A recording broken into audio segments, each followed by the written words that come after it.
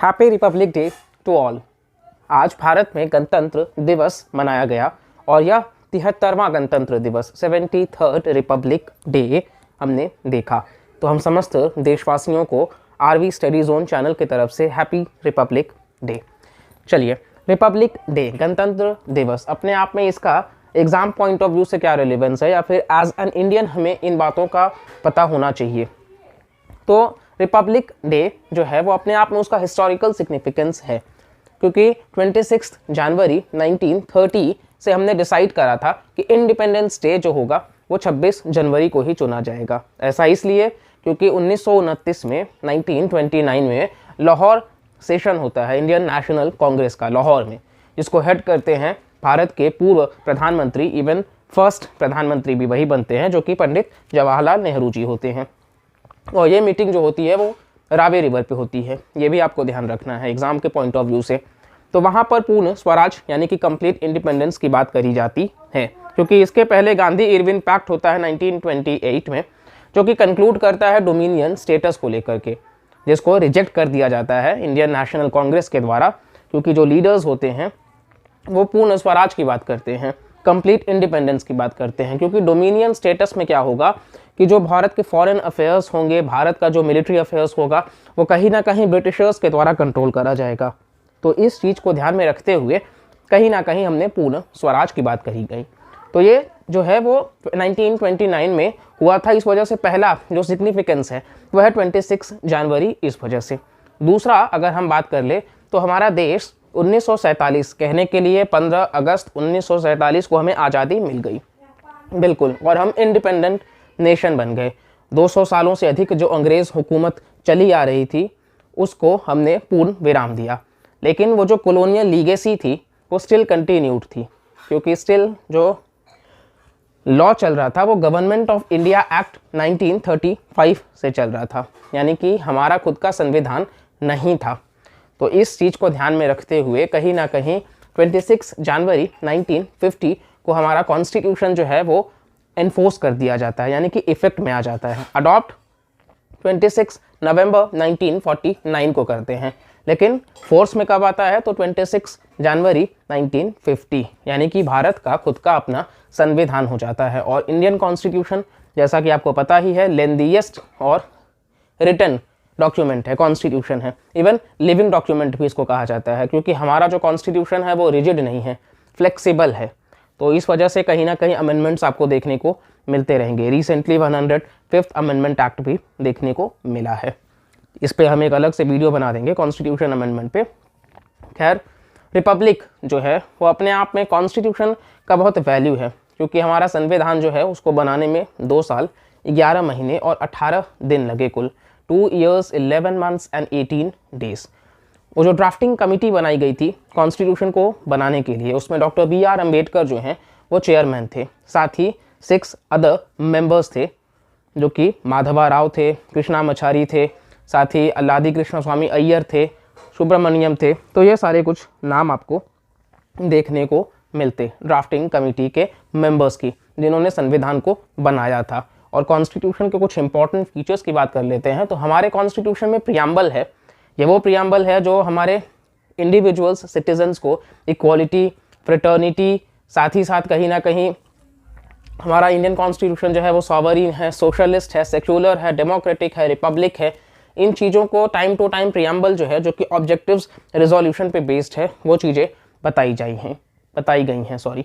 साथ ही fundamental rights है, fundamental duties है, directive principles of state policy है। साथ ही साथ आप देखिएगा हमारा इंडियन कॉन्स्टिट्यूशन जो है वो सेपरेशन ऑफ पावर्स पे बेस्ड है, यानी कि जो डॉक्ट्राइन है सेपरेशन ऑफ पावर्स का, रूल ऑफ लॉ का, उन चीज़ों को फॉलो करता चला आया है। तो हमारे यहाँ जो ब्लेंड है सिंथेसिस का, कहीं ना कहीं वो चीज़ें आपको देखने को मिलेंगी कि पार्लियामेंट के पास में ओवरराइडिंग पावर्स नहीं है, जुडिशरी है जिसके पास में ओवरराइडिंग पावर्स होता है, चेक्स एंड बैलेंसेस बनाए रखने के लिए। तो इस वजह से संविधान का बहुत अपना सिग्निफिकेंस है। रिपब्लिक डे का अपने आप में बहुत सिग्निफिकेंस है। आप सभी ने एंजॉय किया होगा परेड वगैरह और इन सभी बातों को, लेकिन रिपब्लिक डे एग्ज़ाम के पॉइंट ऑफ व्यू से जो भी पॉइंट्स हो सकते थे वो हमने कवर कर लिया है। अब चलिए आपको हम एक चीज़ और, कि जो दिल्ली में राजपथ पर जो परेड होता है तो उसका नाम इनिशियली राजपथ नहीं था, उसका नाम किंग्स वे था, जैसा कि एक अंग्रेज गवर्नर जनरल का नाम था।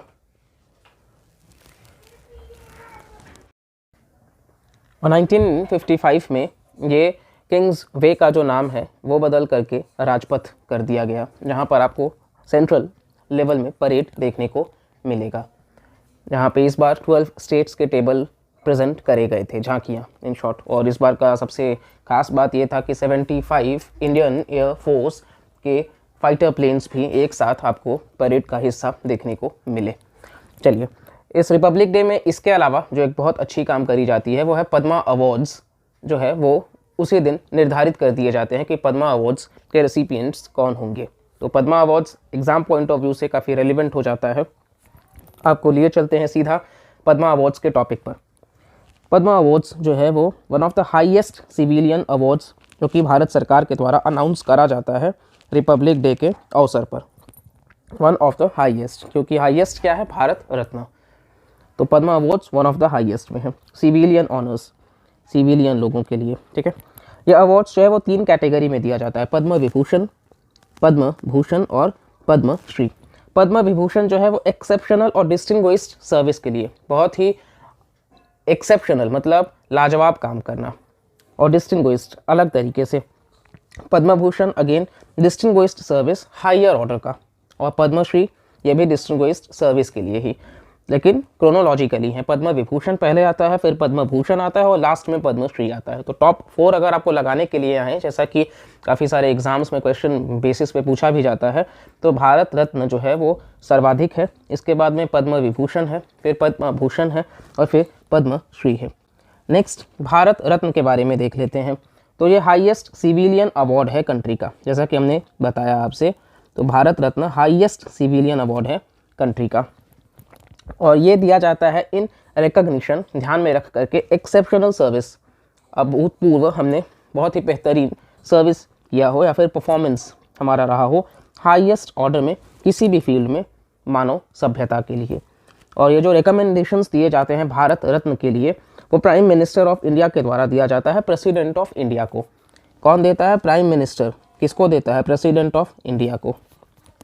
कोई फॉर्मल रिकमेंडेशंस की ज़रूरत नहीं होती है। स्टेटमेंट बेस्ड क्वेश्चंस में ऐसे नेगेटिव स्टेटमेंट्स जब हम आते हैं, स्पेशली यूपीएससी जैसे एग्जाम में, हम हमेशा नो को नेगेटिव कंसीडर करके निकाल देते हैं।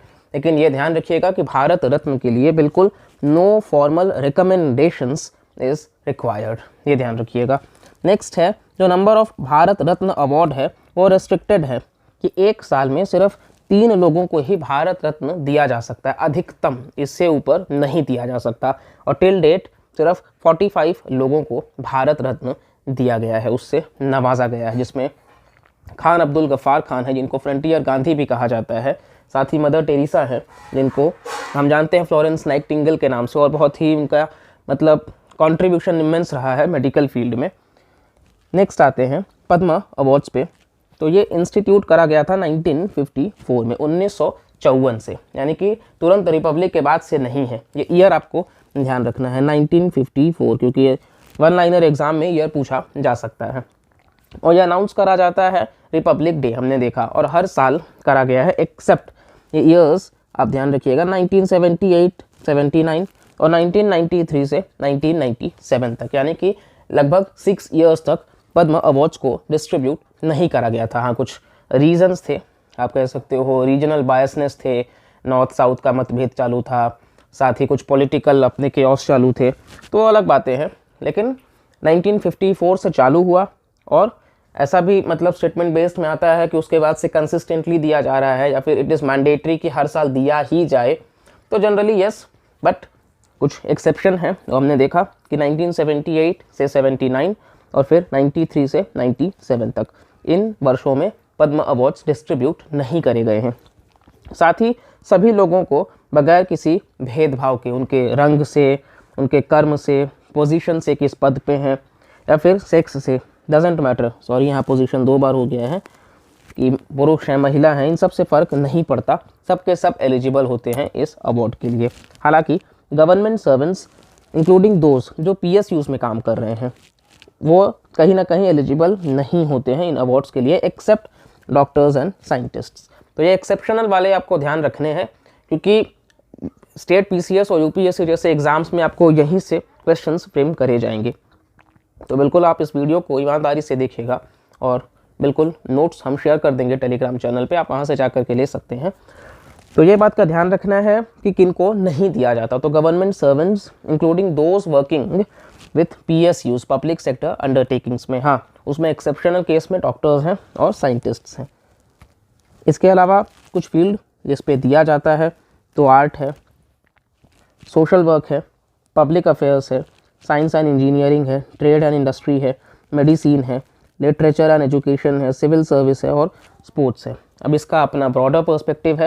हालांकि ये ध्यान रखिएगा कि 54% जो है वो ज़्यादातर आर्ट में, इसके अलावा लिटरेचर में, इसके अलावा एजुकेशन में और इसके अलावा मेडिसिन के फील्ड में ज़्यादा से ज़्यादा देखने को मिलेगा। मतलब art, medicine, literature and education में 54% अभी तक का सर्वाधिक जो है वो इन्हीं फील्ड में दिया गया है।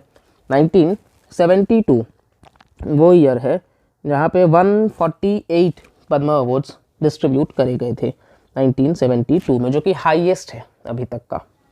ओके, नेक्स्ट कुछ की पॉइंट्स देख लेते हैं।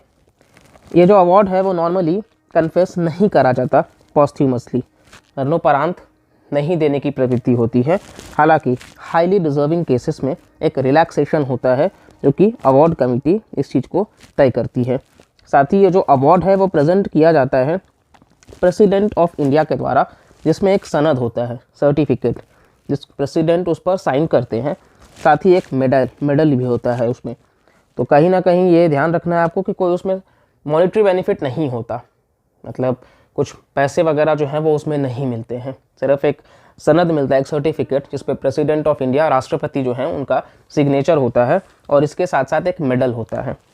जो टोटल नंबर ऑफ अवार्ड्स दिए जाते हैं जनरली एक साल में, एक्सक्लूड करते हुए पॉस्ट्यूमस अवार्ड्स को, NRIs को, फॉरेनर्स को, ओवरसीज सिटीजन्स ऑफ इंडिया, इन सब को छोड़ के वो लगभग 120 से ज़्यादा नहीं होने चाहिए। खैर हमने एक्सेप्शन में देखा था कि 1972 जहाँ पे 148 पद्म अवार्ड्स डिस्ट्रीब्यूट करे गए थे। इसके अलावा जो इम्पोर्टेंट है, ये अवार्ड जो है वो अमाउंट नहीं करता सफिक्स या फिर प्रीफिक्स अवॉर्डीज़ के नेम पे। जैसा कि आपने फंडामेंटल राइट्स में देखा होगा कि आर्टिकल 18 जो है, आर्टिकल 18 राइट टू इक्वालिटी में जो आता है 14 to 18, तो आर्टिकल 18 में एबॉलिशन ऑफ टाइटल्स की बात करी गई है, और वहाँ पर ये चीज़ दर्शाया गया है कि कोई भारत रत्न भी है तो भी ये चीज़ जो है वो उसके प्रीफिक्स या फिर सफिक्स में यूज़ नहीं करा जा सकता। ये चीज़ का आपको ध्यान रखना है। इसी वजह से ये स्टेटमेंट लिखा गया है, the award does not amount to a little and cannot be used as a suffix or prefix to the awardee's name। तो सचिन तेंदुलकर, इनको भारत दिया गया है और बहुत से लोगों को।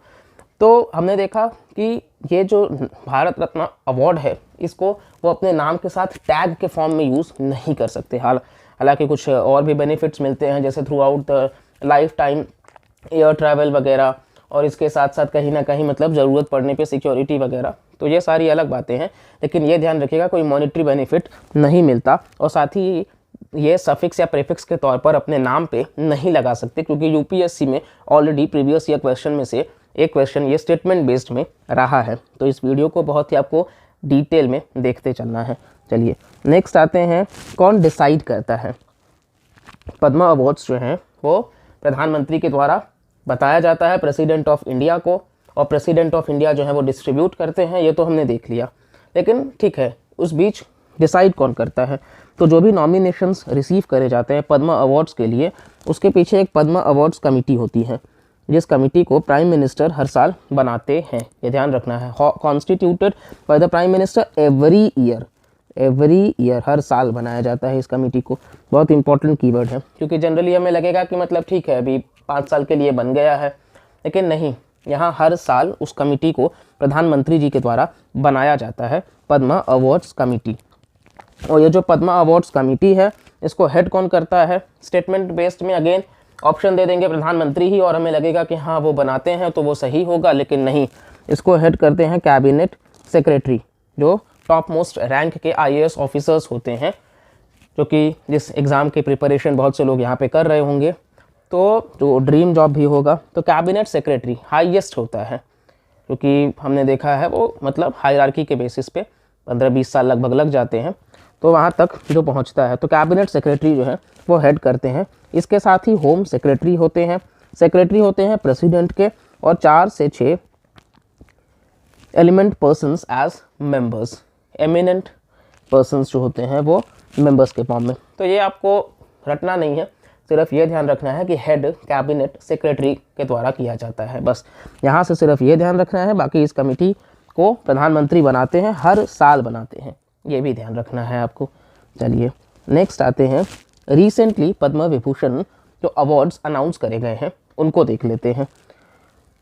तो पहला जो नाम है वो है श्री राधे श्याम खेमका। श्री राधे श्याम खेमका जी जो हैं वो मरणोपरांत इनको दिया गया है पॉस्थ्यूमस। तो मरणोपरांत ये लिटरेचर और एजुकेशन, और ये जो है वो उत्तर प्रदेश से बिलोंग करते हैं, राधे श्याम खेमका। मे बी ये जो है वो मैच द फॉलोइंग में पूछा जाता है, तो इनका फील्ड ध्यान रखिए, लिटरेचर और एजुकेशन, स्टेट उत्तर प्रदेश, नाम राधे श्याम खेमका, मरणोपरांत दिया गया है पॉस्थ्यूमस। नेक्स्ट है जनरल बिपिन रावत साहब।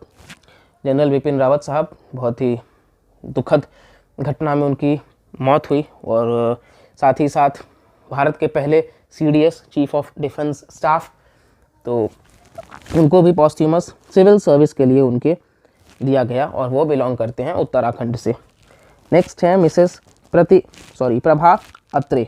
तो प्रभा अत्रे वो आर्ट फील्ड से हैं और ये महाराष्ट्र से बिलोंग करती हैं। प्रभा अत्रे आर्ट फील्ड से और ये महाराष्ट्र से। ये ध्यान रखिएगा कि ये पॉस्थ्यूमस में नहीं आती हैं, ठीक है। तो ऐसा भी पूछा जा सकता है कि इस बार जो पद्म विभूषण अवार्ड्स दिया गया है उनमें से किसको मरणोपरांत नहीं दिया गया है, तो प्रभा अत्रे। और फिर नेक्स्ट है कल्याण सिंह, ये भी पॉस्थ्यूमस में ही है, और ये पब्लिक अफेयर्स के लिए, क्योंकि फॉर्मर CM भी रह चुके हैं उत्तर प्रदेश के और गवर्नर भी रह चुके थे, तो उत्तर प्रदेश से ये भी बिलोंग करते हैं कल्याण सिंह। तो ये कुछ रीसेंट पद्म विभूषण जो डिस्ट्रीब्यूट करा गया है उनके नाम हैं। आप इस नाम को, इनके फील्ड को आप ध्यान रखिए, लिटरेचर और एजुकेशन के लिए राधे श्याम खेमका, सिविल सर्विस के लिए बिपिन रावत साहब, आर्ट के लिए प्रभा अत्रे जी, और पब्लिक अफेयर्स के लिए कल्याण सिंह जी। तो ये इसी के साथ पद्म अवार्ड्स जो है वो यहाँ पे ख़त्म होता है। मिलते हैं हम अपने अगले वीडियो में बहुत ही इंटरेस्टिंग टॉपिक के साथ। तब तक के लिए इस वीडियो को लाइक करिएगा, सब्सक्राइब करिएगा और ज़्यादा से ज़्यादा लोगों तक शेयर करिएगा। Thank you.